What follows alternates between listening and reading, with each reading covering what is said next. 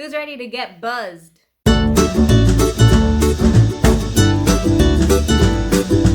Hi, welcome, come on in. My name is Aoife and today I am taking you through the books that I read to fulfill the Buzzword Reading Challenge in 2024 and the books that I am putting on my sides for 2025. The 2025 list is pretty much a pile of possibilities because they never end up 12 for 12 matching one another. There are a couple of months that might be bang on what I said in December or January that I was going to read for the next year, but it's never an exact match. Buzzwordathon is run by Kayla from Books and Lala, and she runs this every single year. She used to do it as a kind of a readathon, but now it is just a reading challenge for the entire year. And you can do this in a couple of different ways. You can do it as one book per month, and you can do it in the exact month that the prompt is for, or you can just fit them in across the entire year, or you can spend the entire first week of the month reading just books that have those words in the title. I always go for option A, and I also always try and read the word in the exact month that it calls for. Now, it may come up that I read books that have those words in the title in other months, but I always try and make an effort, especially for that month. Let's start out with wrapping up what I read for the 2024 list. I am not going to go into huge detail about what all of these books are about because, to be honest, I don't remember what most of them were. But let's see what I can piece together from the prompts of some of these books. For January, the words were there, and there, for which I read I'll Be There For You by Kenzie Miller. This is a look back about the sitcom Friends and the huge cultural phenomenon that it was. For February, it was Positive Words, and I read A Love Song for Ricky Wilde by Tia Williams. This is a dual timeline love story about Ricky Wilde, who doesn't want to be a funeral director as most of her family are, but instead moves to New York, sets up a florist, and is then taken in by all of the sights of New York and is caught up in a story with one of her neighbours. For March, it was Character Names, for which I read Aisling and the City by Sarah Breen and Emer McLysett. This is the penultimate book in the Aisling series, and this takes place in New York, where Aisling has escaped to, after a heartbreak, to kind of reinvent herself. For April, it was Nature Words, and I read In the Weeds by B.K. Barrison. This is the second book in the Inglewild series, and is following Beckett and Evelyn, who have met each other at a one-night stand a couple of years ago, but are starting to get to know each other a little bit better as Evelyn has escaped to the farm so that she can get away from some of the social media hassle that's following her. For May, the word was every, and I read Everything I Never Told You by Celeste Ng. This is following a family in Ohio who wake up one morning to discover that their middle daughter has drowned, and it has all of the intensity that you would expect from a book like that. For June, it was Repeated Words, and I read The Housekeeper and the Professor by Yoko Agawa. This is a book about a woman who comes to a professor's home every day, but his memory has been really affected and he can only really remember the last 80 minutes or so. This retired professor and her young son strike up a phenomenal bond. For July, it was Measurements, and I read Long Island by Colm Tóibín. This is a sequel to Brooklyn, and it takes place about 20 or so years after the events of the first book. For August, the word was like. I read A Girl Like Her by Talia Hibbert. This is the first book in the Ravenswood trilogy, and it is following Ruth, who has always been okay with being a social outcast and kind of a social pariah in her local area until Evan moves into an apartment a couple of doors down from her, and the two really start to form a connection with one another. For September, it was Senses, and I read No One Saw a Thing by Andrea Mara. This is about a young mother who is sent into a tailspin when one of her children goes missing on the tube in London. For October, it was Relationships, and I read The Husbands by Holly Gramazio. This debut novel is about a young woman named Lauren who discovers that when her husbands, which she was unmarried at the start of this book, go into the attic, they are replaced by some kind of a magical thing in her attic.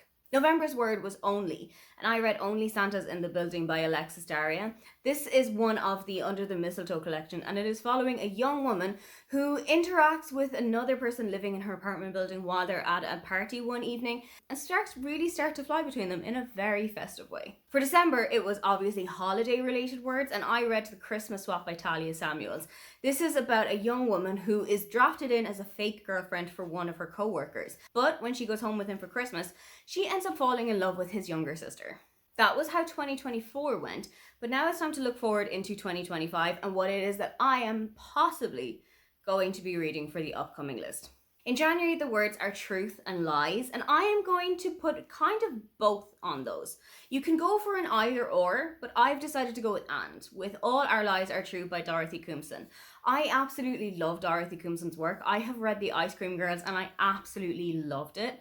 The television adaptation wasn't fantastic, but I am really hopeful that this book is going to bring me screaming back. All My Lies Are True follows Verity, Serena, and Poppy. Verity has had a reputation for being a liar for quite some time, but this is starting to culminate in an attempted murder. Whereas Serena, who is Verity's mother, has been telling lies for years and years, and now it looks like all of this is about to spiral out of control. As for Poppy, the lies that she has been telling for years are about to come back to haunt her in ways that she wasn't expecting. I have loved Dorothy Coomson's books before, so I am really hopeful that this one's going to work for me. For February's word, which is water related, I have gone with The Beach Holiday by Isabel Broom. This is a contemporary fiction following Honor, who is a writer that's going through a little bit of writer's block at the moment.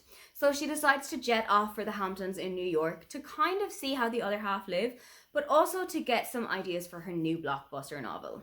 The word for March is thing, and I have gone with a reread of Small Things Like These by Claire Keegan. This book is definitely in the mouth of the public at the moment because it has just been made into a huge movie starring Cillian Murphy. It is following Bill Furlong, who is a coal driver in Wexford in the south of Ireland, and it's set in the 1980s. Bill is delivering coal to a local convent around Christmas time, but he's starting to notice some things that are worrying him about some of the young girls that are resident in this convent. For April, it's animals, and I have gone with Call of the Penguins by Hazel Pryor. This is about 9-year-old Daisy and 90-year-old Veronica, who are two very unlikely friends, but they have got one thing in common: their undying, unwavering love of penguins. When both of them are invited to the South Pole to see some of the penguins in the area, they jump at the chance. And Veronica is discovering that even the best of friendships can come from very strange foundations. For May, it's 2, T-O, or 2, T-O-O. Kayla said that you can kind of use a how-to instructional book for this, and I've taken that prompt a little bit on its head. I'm going to go with How to Build a Bow by Elaine Feeney. This is a fiction book set in Ireland, and it's following 13-year-old Jamie, a neurodivergent boy who is, in his own way, learning to deal with the loss of his mother. I am expecting this book to crack my heart open. I've heard so many people who I know who have loved this book, and I think I'm ready for it to ruin my life now. For June, it's memory-related words, and I have chosen Say You'll Remember Me by Abby Jimenez.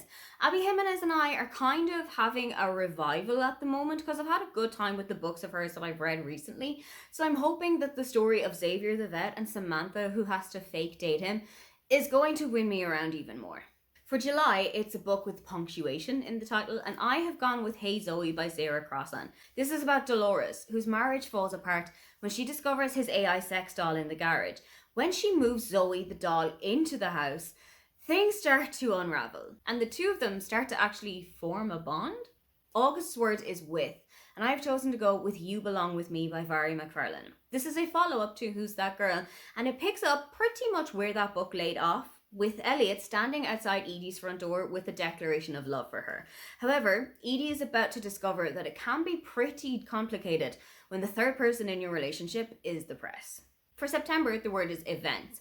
Because I have 2 family weddings happening in September, I thought it would be a little bit meta if I put Lies and Weddings in for September. This book by Kevin Kwan is about Rufus, whose family is pretty much destitute. So his mother is trying to marry him off to basically anybody who will have him to keep the family alive. For October, it's violent words. So I have chosen Death of a Bookseller by Alice Slater. This is about Roach, who is working in her local bookshop when she is joined on the staff one day by Laura. Laura is a super enthusiastic children's bookseller, and Roach is pretty sure that she's going to crack her. Roach is a true crime enthusiast, so she has taken all of the things that she's learned from the podcast that she's been pumping into her ears for the last couple of months to try and get to the bottom of who Laura really is and figure out her big family secret. For November's word, never, I'm going to give historical romance a try. I'm going to try Never Fall for Your Fiancé by Virginia Heath. This is about Hugh, who is the Earl of Fareham, and who has hired Minerva to be his fake fiancé just to get his family off his back and so that he can be more entitled to the earldom than he already is. Rounding off the list is December with alliteration, and my yearly read of A Christmas Carol by Charles Dickens fits in here perfectly. The story of Ebenezer Scrooge is one of my favourite things about Christmas, and it's one of my most treasured Christmas traditions to sit down on Christmas Eve, read the entire book, and then watch the Muppets Christmas Carol adaptation. Those are all of the books that I read for Buzzwordathon in 2024 and my pile of possibilities for 2025. For the upcoming list, what is a book that you think would fit into one of your favorite prompts here? If you'd love to leave me a comment but you can't think of anything you'd like to say, then just leave me a calendar emoji because I've got an entire year to fill all of these out. Don't forget to like and subscribe because I have new videos up every week. Now, get on out of here.